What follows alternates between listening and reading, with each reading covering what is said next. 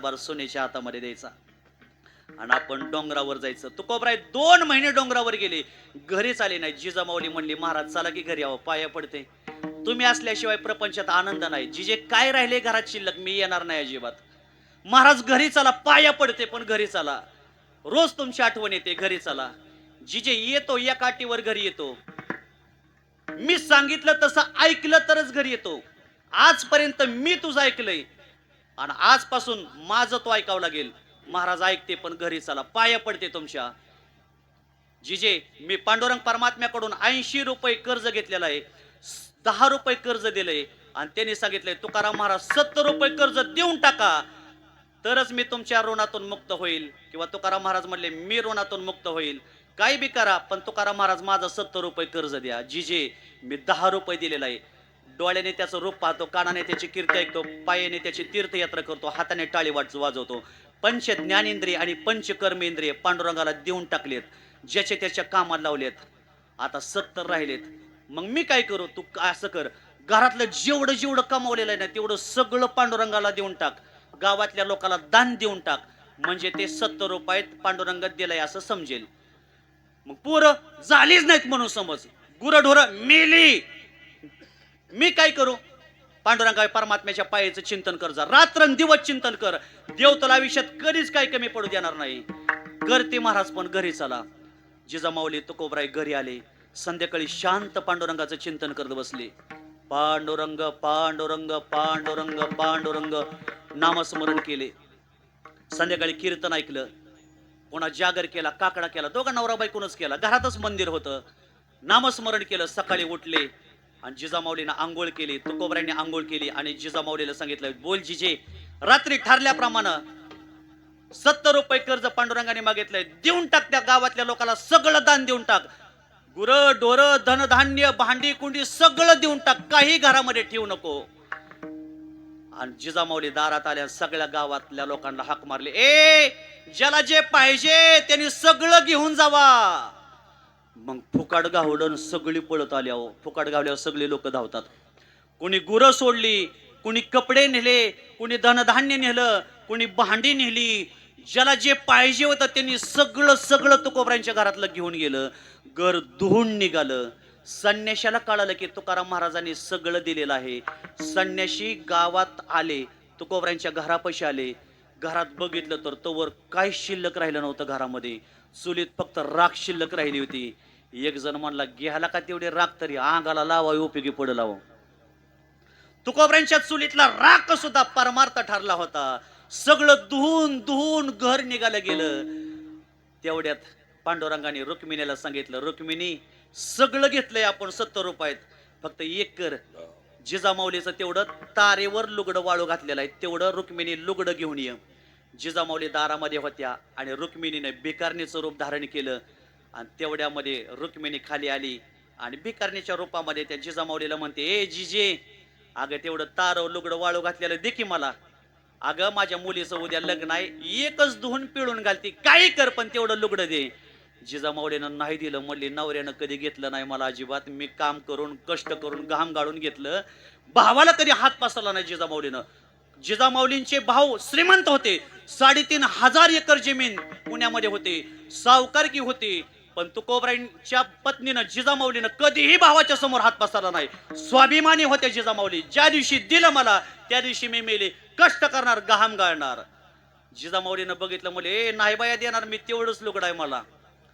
पण ती रुक्मिणी, भिकारीण म्हणजे रुक्मिणी, ती गेलीच नाही होती, कोपऱ्यात बसली. तेवढ्यात तुकाराम महाराजांनी बघितलं, देत नाही काय, कशी देत नाही बघतोच. हळूच तुकाराम महाराज घराच्या मागणं गेलं, लपत लपत गेलं, हळूच वाळू घातलेलं तारवलं लुगडं वडलं आणि त्या भिकारणीला देऊन टाकलं. तेवढ्यात लेकर खेळत होती, त्या लेकरांनी बघितलं आणि बघितल्याबरोबर आई पैशाले, ए जिजाका जिजाका, तुकाराम बाबांनी तुझे साडीही देऊन टाकलेले. मग तळपायच्या मस्तकाला गेले आणि जिजामाऊली म्हणली, या पांडुरंगाचं, या काळ्या विठ्याचं एकच रात्र चिंतन केलं तर घरामध्ये राख राहिली नाही, साडी राहिली नाही, काहीच राहिलं नाही.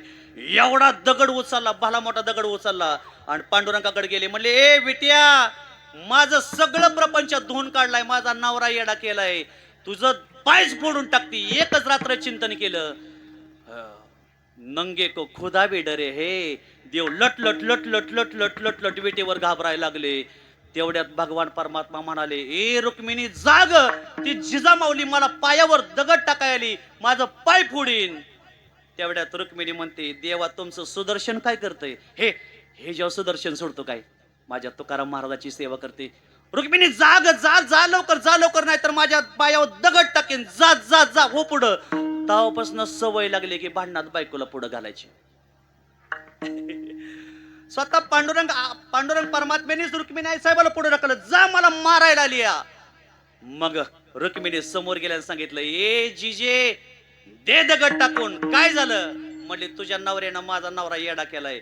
एकच रात्र तुझ्या नवऱ्याच्या पायाचं चिंतन केलं, राग सुद्धा घरात शिल्लक राहिले नाही. असं वय तुकाराम महाराजांनी बघितलं आणि सांगितलं, देऊन टाका त्याला काय पाहिजे ते. रुक्मिणी आई साहेबांनी सांगितलं, काय पाहिजे? म्हणले, माझं साडी ही दिली.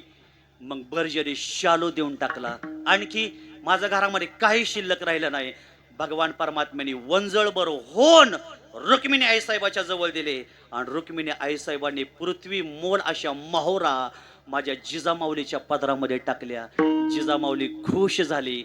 मला विनंती करायची, जोपर्यंत घर धुवून देत नाही तोपर्यंत देवही आपल्याला पुन्हा कधी देत नाही. तुम्हाला जोपर्यंत देत नाही तोपर्यंत देव आम्हाला कधी देत नाही. तुकाराम महाराजांनी सगळं देऊन टाकलं आणि आपलं जीवन समाजाच्या कारणी लावलं. म्हणून तुकोबरायांचा देह देवाच्या कारणी लागला आणि मुखामध्ये अमृताची वाणी ठेवली आणि जीवन भगवंताला समर्पण केलं. मुखी अमृताची वाणी, मुखी अमृताची वाणी, मुखी अमृताचे वाण, मुखी अमृताचे वाण. देह देवाचे कारणी, देह देवाचे कारणी, मुखी अमृताचे वाणी, मुखी अमृताचे वाणी. मुखी अमृताची वाणी, देह देवाचे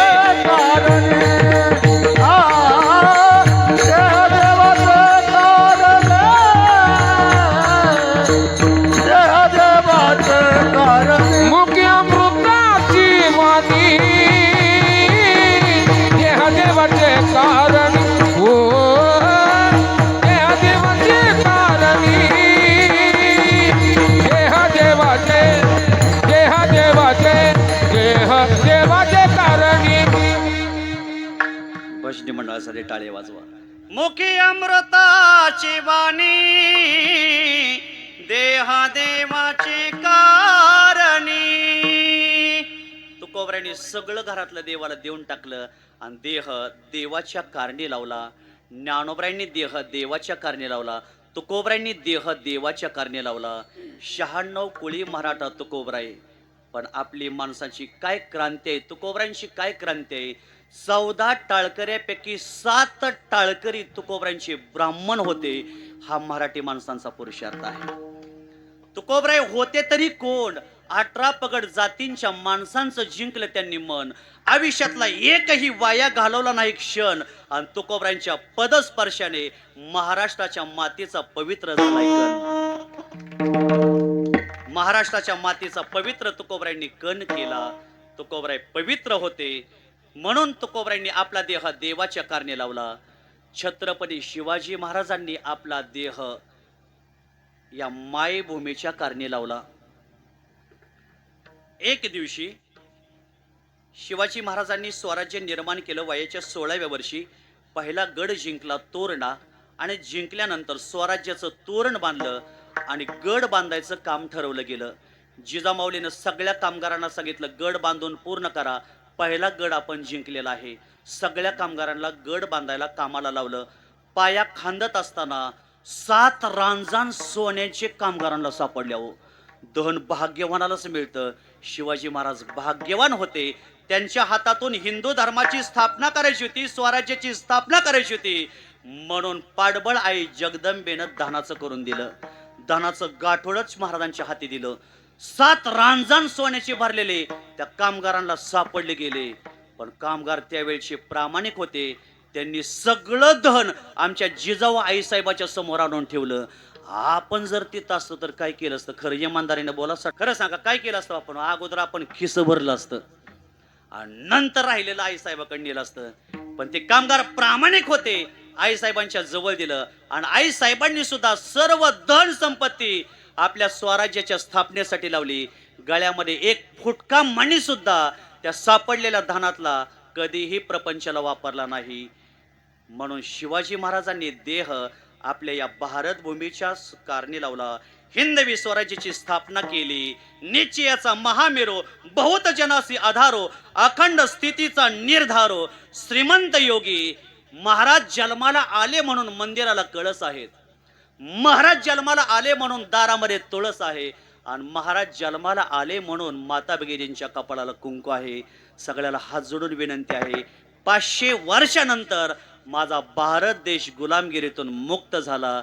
25 डिसेंबरला हिंदू धर्माचा भगवा ध्वज राम मंदिरावर चढवला. भगवी पताका झळकली गेली. 11 किलोचा ध्वज आहे. एकदा खाली निसटला होता, पण भगवान परमात्म्याच्या आज्ञेनं, इच्छेनं हा ध्वज वर चढला गेला. 500 वर्षानंतर आपल्या हिंदू धर्माला विजय प्राप्त झाला. राम मंदिरामध्ये राम लल्ला बसले. सर्वांना हात जोडून विनंती आहे, 31 डिसेंबर पर्यंत सर्वांनी एकदा तरी अयोध्येला जाऊन या. तोपर्यंत कोणी मरू नका बाबांनो. एकच राजा इथे जन्मला, शिवनेरी किल्ल्यावर. माझ्या राजाचं नाव गाजतंय गड किल्ल्याच्या दगडावर. माझ्या राजाचं नाव गाजतंय गड किल्ल्याच्या दगडावर. माझ्या राजाचं नाव गाजतंय गड किल्ल्याच्या दगडावर. माझ्या राजाचं नाव गाजतंय गड किल्ल्याच्या दगडावर. सुंदर स्वराज्य निर्माण केले तलवारीच्या धारेवर. तलवारीच्या धारेवर, तलवारीच्या धारेवर. रयतेसाठी घाव झेलले आपल्या निधड्या छातीवर. आपल्या निधड्या छातीवर प्राणपणाने लढले मावळे भरोसाच्या राजावर. प्राणपणाने लढले मावळे भरोसाच्या राजावर. माझ्या राजाचं नाव गाजतंय गड किल्ल्याच्या दगडावर. माझ्या राजाचं नाव गाजतंय गड किल्ल्याच्या दगडावर. माझ्या राजाचं नाव गाजतंय गड किल्ल्याच्या दगडावर.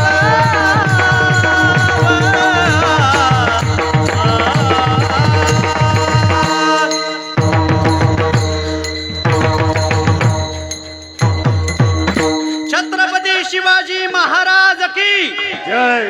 धर्मवीर संभाजी महाराज की. कथा ये है महाराज मेरे की, हिंदू का अमर उजाला था. आना पे कर दे प्राण निछावर, लहो में जिसके ज्वाला था.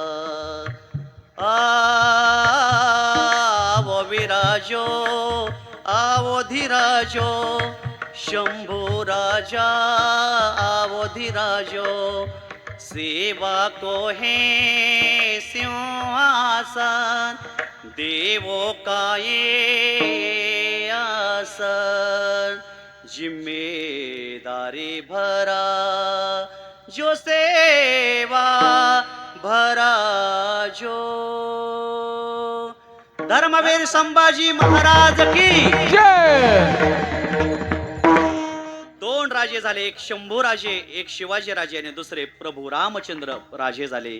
त्यांचं बीज कसं आहे? त्यांचं बीज शुद्ध आहे. शुद्ध बीजापोटी फळे रसाळ गोमटी. गाव आहे पंढरपूर. बाळूमामाने समाधी घेतली आदमापूर. जिथं शंकर भगवान परमात्मा राहतात ते आहे शिंगणापूर. जिथं दत्त भगवान परमात्मा राहतात ते गाणगापूर. आणि माने परिवारामध्ये नानांच्या पुण्य स्मरणाला एक दिवस आलाय भक्तीचा महापूर.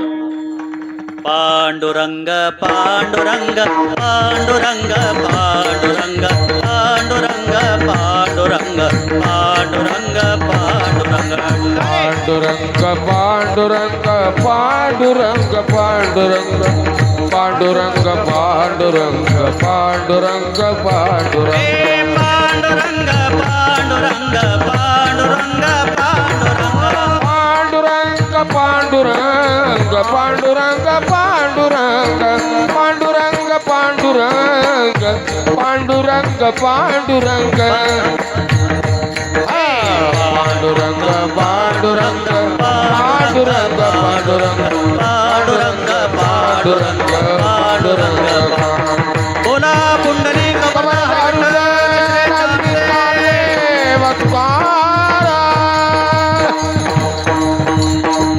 विठ्ठल माझा माझा माझा माझा माझा विठ्ठल माझा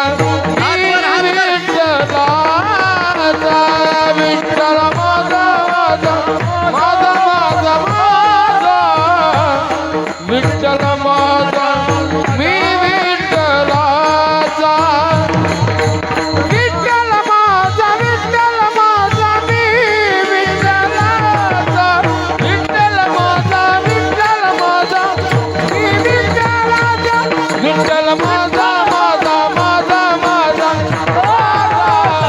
विठ्ठल माझा मी विठ्ठलाचा पुंडली कबर दारुक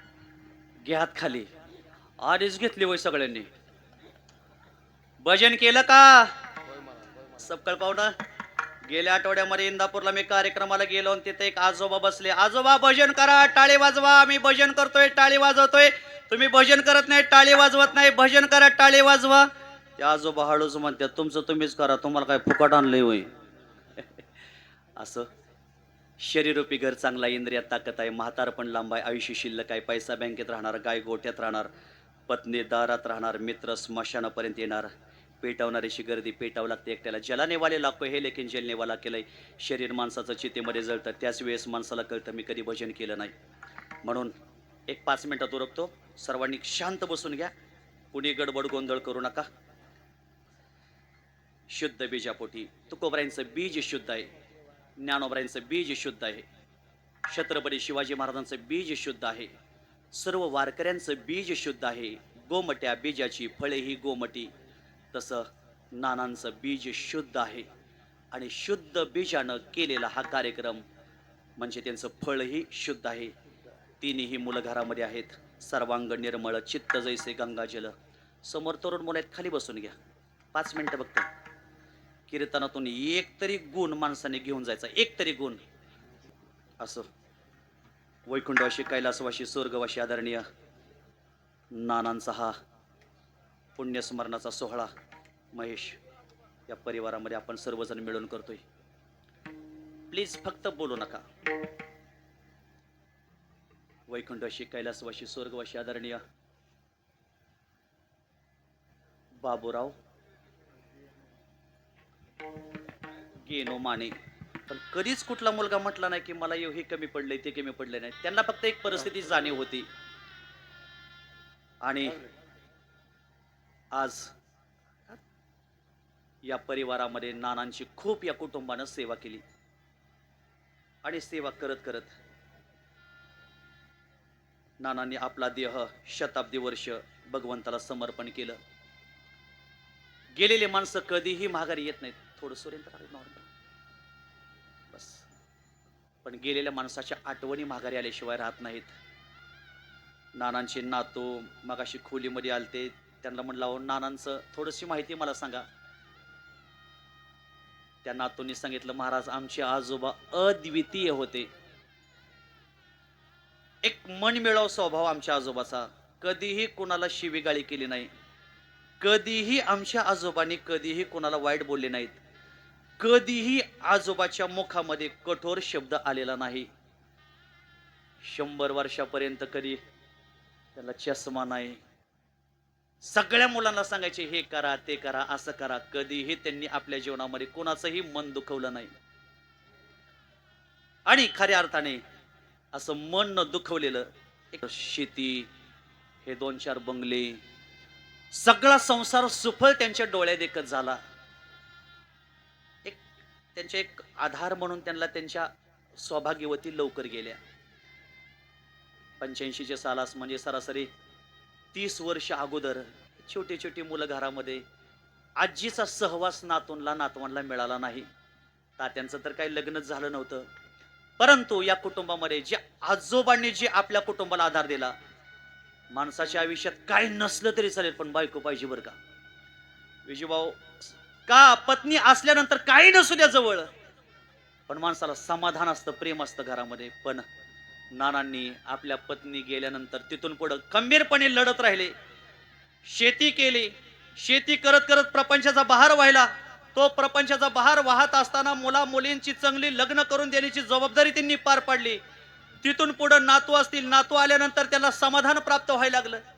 हळूहळू शेती डेव्हलप केली. मुलांना सांगितलं चांगल्या मार्गाने राहा, काही या विषयामध्ये तुम्हाला कधी कमी पडणार नाही.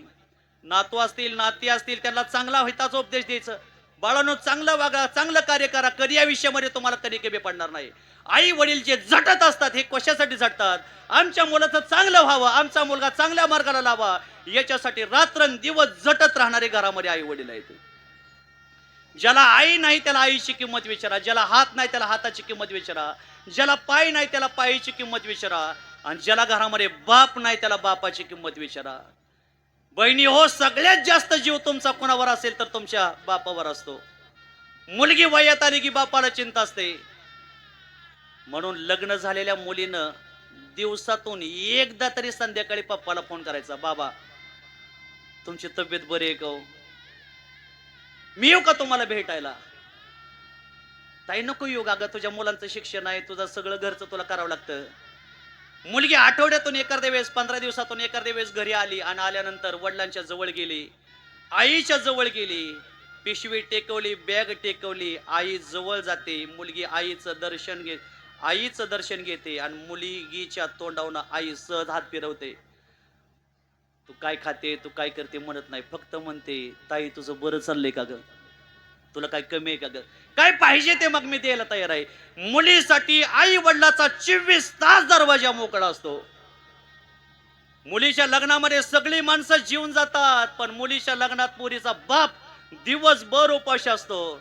संध्याकाळी स्वयंपाकवाले पैसे थांबला, एक जावई रुसला होता, त्यांना समजावण्यात वेळ गेला. मशाल रात्रभर जळत राहते आणि आम्हाला उजेड देते.